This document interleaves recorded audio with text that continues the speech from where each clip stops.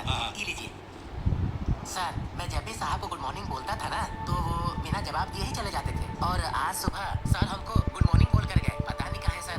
हाँ?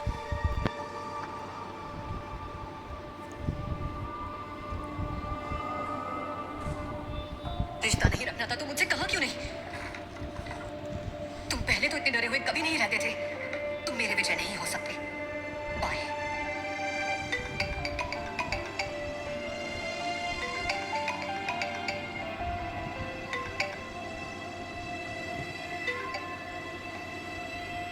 हेलो। आज दोपहर को 2 बजे बोर्ड ऑफ डायरेक्टर्स की मीटिंग रखी है, आप भी आइएगा। तुम मुझसे ऐसे बात नहीं करते थे। वो दुबई में जो सर पे चोट लगी थी उसके बाद से सब अजीब लग रहा है, कुछ यादें तक मिट चुकी हैं, इसलिए आजकल सबको ऐसा लगने लगा है कि मैं बदल चुका हूँ। मेरा इलाज चल रहा है, धीरे धीरे सब कुछ ठीक हो जाएगा, थोड़ा सब्र रखो, मैं पहले जैसा बन जाऊंगा। गलती से भी मत बनना। तुम बस ऐसे ही रहो। मुझे ये वाला विजय पसंद है। आप सभी का स्वागत है। आप सबसे मैं कई दिनों बाद मिल रहा हूँ, सब कुछ नया सा लग रहा है। मुझे तो मेरी जिंदगी भी नई सी लग रही है। मेरे पिता की मौत के बाद मेरी पूरी दुनिया एकदम बदल सी गई है। कृष्णा जी। जी सर। एक अच्छी जिंदगी जीने के लिए सबसे जरूरी क्या होता है? स्वस्थ पौष्टिक खाना, सुकून भरी नींद और एक खूबसूरत साथी मिल जाए तो जिंदगी का सफर और सुहाना हो जाता है। अच्छा, मान लीजिए कि मेरी शादी हो गई और मेरे 2 बच्चे हैं, तो कितने पैसे में मेरा घर अच्छे से चल जाएगा? सारी सुख सुविधाओं के साथ 80,000 काफी होंगे। मतलब साल के कितने? 10 लाख सर। और मेरे पास कितना पैसा है? 1 लाख करोड़ है सर। इस 1 लाख करोड़ के साथ कितने साल तक मैं बिना कुछ कमाए अपने परिवार का पेट अच्छे से पाल सकता हूँ? हिसाब करके बताएंगे जरा। बाप रे, कैलकुलेटर निकालना पड़ेगा। 1 मिनट। 10 लाख तक सर। 10 लाख साल तक। मेरे पिता की मौत किस उम्र में हुई? वो 65 साल के थे। 1 लाख करोड़ रुपए होते हुए भी दुनिया का कोई भी डॉक्टर, दवा, मशीन या कोई भी ताकत मेरे पिताजी को एक दिन एक्स्ट्रा नहीं दे पाया। कोई भी इन पैसों से आधा दिन भी नहीं खरीद सकता। अगर ऐसा होता तो अमीर कभी मरते ही नहीं। मरते क्या? नहीं सर। 100 करोड़ में मेरी आने वाली 3 पुश्तें बैठ के खा सकती हैं। बाकी के पैसे की तो जरूरत ही नहीं। कृष्णा जी। जी सर। ये देखिए, हमारे आजाद भारत में कितने लोगों को 3 वक्त का खाना नहीं मिलता? करीब 20 करोड़ लोगों को। भूखमरी से कितने मरते हैं? रोज तकरीबन 7,500 लोग सर। मृत्यु अवस्थी लमसाम ஒரு நாளைக்கு 4,900 मुझ जैसे अमीर लोग इनकी मदद कभी क्यों नहीं करते? एक तरफ फुटपाथ पर कोई भूखा मर रहा होता है और सामने से 20-25 लाख की गाड़ियां जा रही होती हैं। हम दिल बड़ा करें तो सबको रोटी मिल सकती है। मैं 1 लाख करोड़ का मालिक हूँ, क्या मैं इन लोगों की जरा सी भी मदद नहीं कर सकता? इसलिए मेरा जो हिसाब के बाहर पैसा है उसे मैं खुद पर नहीं, गरीबों पे खर्च करूंगा। मैं एक चीज में बहुत विश्वास रखता हूँ, भलाई करो तो उस भलाई का सिला हमें डबल भलाई से मिलेगा। इंसान अपनी हैसियत से नहीं, कर्मों से बड़ा होता है। पिताजी भी हमेशा से यही सिखाते आए हैं। आज से बीजी ग्रुप ऑफ कंपनीज देश के हर गरीब का सहारा बनेगी। हम बिना कोई मुनाफा रखे मिडिल क्लास परिवारों को कम से कम दामों पे पक्के घर बना कर देंगे। MRP की आड़ में गरीबों को लूटेंगे नहीं, बल्कि सब सस्ते में देंगे।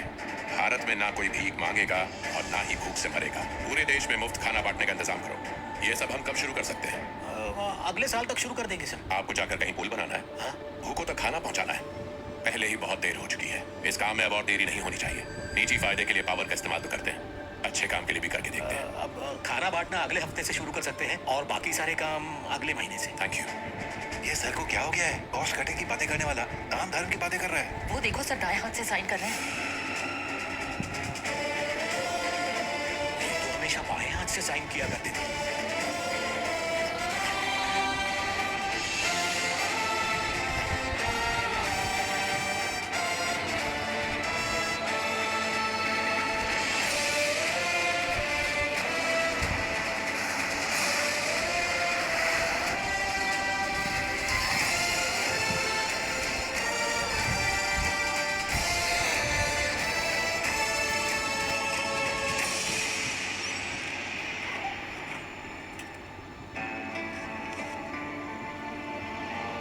मुझे यहाँ नहीं रहना भैया, मुझे भी अपने साथ ले चलो, मुझे छोड़ के मत जाओ। मुझे अपनी बहन से मिलना है सर, उसके बिना जा बच्चा, अच्छे कर्म तुझे तेरी खोई हुई चीज लौटा देंगे। बिजनेस टाइकून विजय गुरुमूर्ति ने एक बहुत बड़ी घोषणा की है कि वो गरीबों के लिए एक नई योजना लाए हैं। उसे एंटी बिकिली के नाम से शुरू करेंगे, जिसके अंदर गरीबों को बहुत ही कम दाम में सामान मिलेगा। जबकि किसी भी भाषा के शब्दकोश में एंटी बिकिली का कोई अर्थ नहीं है, पर ये रहस्यमय नाम उम्मीद की किरण से भरपूर है। आइए अब उन घरेलू चीजों के सामान की लिस्ट को देखें जिन्हें ये बहुत ही कम दामों पर बेचने वाले हैं। 3 ₹3 में साबुन, ₹7 में पेस्ट और ब्रश, ₹9 में 1 किलोग्राम अच्छी गुणवत्ता वाले चावल, ₹10 में रोजाना की सब्जियां, ₹12 में 1 किलोग्राम चीनी, ₹20 में 1 लीटर दूध, ₹30 किलो तूर दाल, ₹40 में 1 लीटर पकाने का तेल, ₹15 में चप्पल, आसान किश्तों वाला 23,000 का घर। आइए अब हमारे रिपोर्टर से इसके बारे में और जानकारी लेते हैं। विजय गुरुमूर्ति के एंटी बिक्री के बारे में लोगों की राय बताइए। बिजनेस टाइकून विजय गुरुमूर्ति ने एक बहुत ही सनसनीखेज घोषणा की है कि वो गरीबों के लिए एक नई योजना लाए हैं और उसे एंटी बिक्री के नाम से शुरू करेंगे, जिसके अंतर्गत गरीबों को दिमाग चकराने वाले दर पर सामान बेचा जाएगा, जबकि किसी भी भाषा के शब्दकोश में एंटी बिक्री का कोई अर्थ नहीं है। पर ये रहस्यमय नाम उम्मीद की किरण से भरपूर है। आइए उन घरेलू सामानों का भाव देखें जिन्हें उन्होंने बेचने की योजना बनाई है। क्या बात है बेटी, ऐसे चुपचाप क्यों हो? आपसे बात करनी है। थोड़ी देर बैठिए ना। तमा कुछ बदल गया है। ऐसा कैसे? तूने कसम खाई है कि भारत में कोई भी भूखा नहीं सोएगा। कोई बात नहीं, कोई तो पैसे वाला हम गरीबों का दर्द समझ रहा है। अगर सच में उस देवता ने 23,000 में घर दे दिया ना, तो बारिश में हमारे बच्चों को भी छत नसीब होगी। जब एक ही अमीर आदमी इतना सब कुछ कर सकता है, तो सभी अमीर आदमी ऐसा करेंगे तो देश से गरीबी दूर हो जाएगी ना। ये विजय गुरुमूर्ति पर कौन सा भूत सवार है? एंटी बिक्री योजना मार्केट में आ गई तो लोगों के धंधे ठप हो जाएंगे।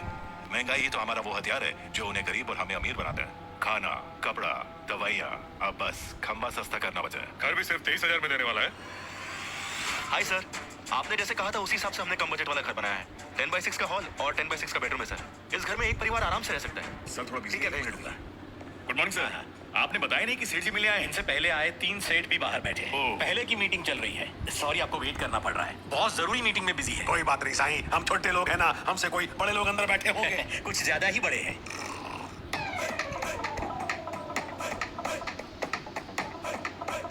आप सब में से कोई भी अपाहिज नहीं है।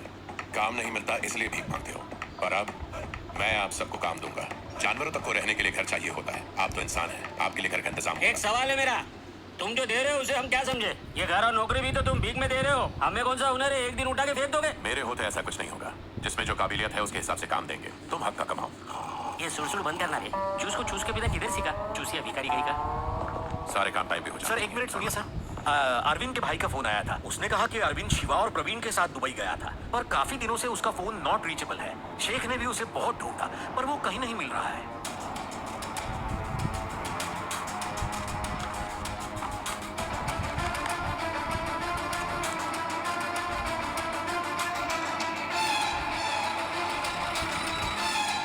मैं असिस्टेंट कमिश्नर गोपाल, सर ने बुलाया है मुझे। सर, असिस्टेंट कमिश्नर गोपाल आए हैं आपसे मिलने के लिए। असिस्टेंट कमिश्नर गोपाल, वो कह रहे हैं कि आपने ही उन्हें बुलाया है। अरे सर, आप सर्जरी का निशान आपको दिखाई देगा।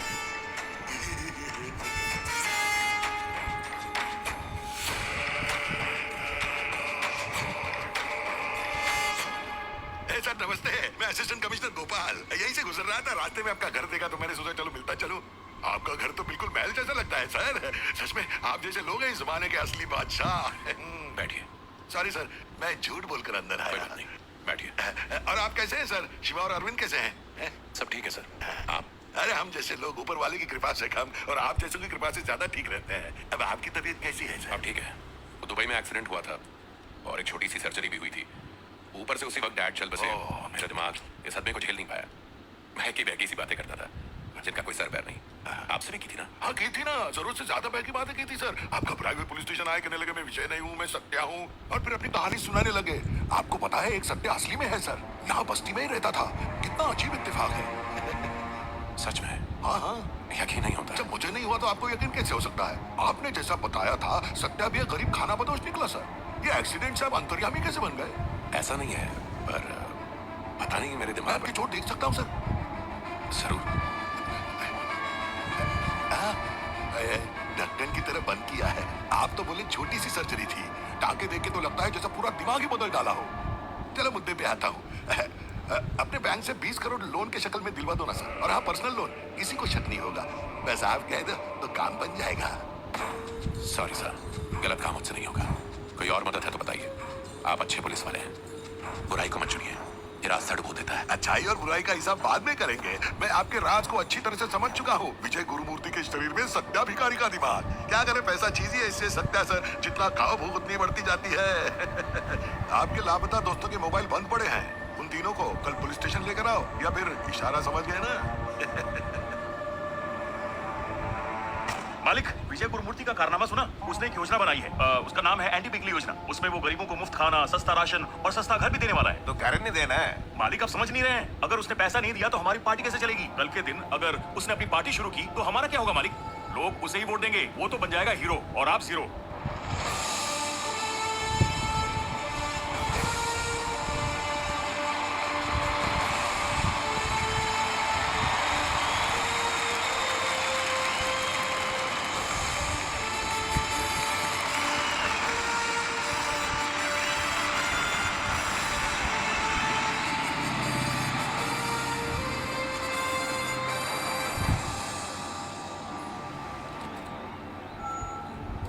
आज यहाँ पे मौजूद सारे गरीब भाई बहनों का हमारे इस एंटी बिकली परिवार में स्वागत है।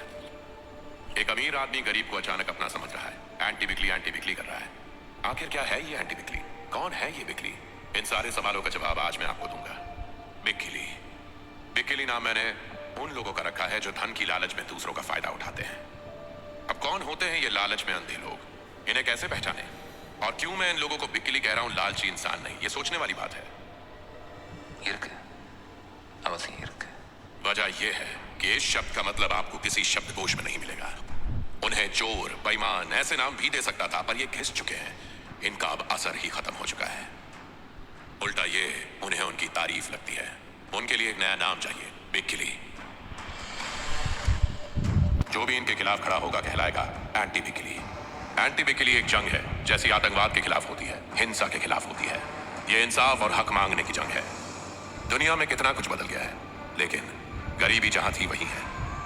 एक गरीब पैदा भी गरीब होता है और एक दिन मरता भी गरीब है। कभी सोचा ऐसा क्यों होता है? दिन रात मेहनत करने के बाद जो मिलता है उससे गुजारा तक नहीं होता। क्यों? क्योंकि एक गरीब को गरीबी में रखना ही बिकली की अमीरी का राज है और उसका हथियार भी। आज की इस एंटी बिकली सभा को मैं उन्हें समर्पित करना चाहता हूं जो नाइंसाफी का शिकार होती रहती है, यानी पूनम जैसी गरीब लड़कियां। इस लड़की के साथ जो हुआ आपने न्यूज में जरूर देखा होगा।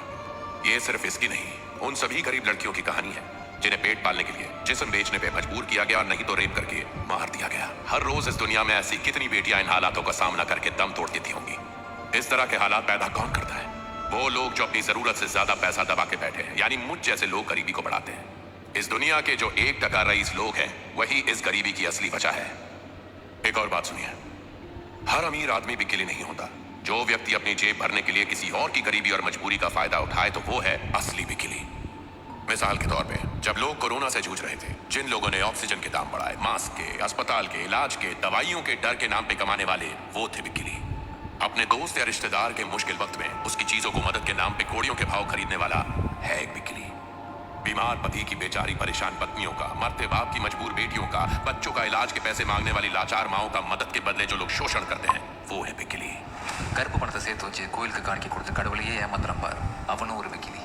लाखों गरीबों की जिंदगी मौत से बदतर इसलिए बनी हुई है क्योंकि उनका हक उन्हें दिया नहीं जा रहा।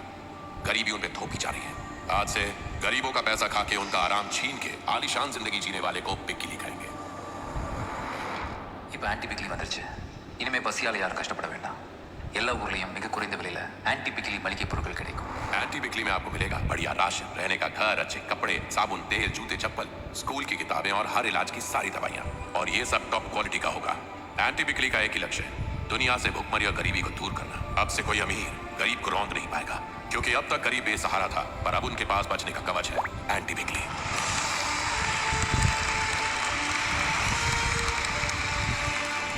इस वक्त से एंटी बिकली गरीबों के लिए हमेशा उपलब्ध है। धन्यवाद।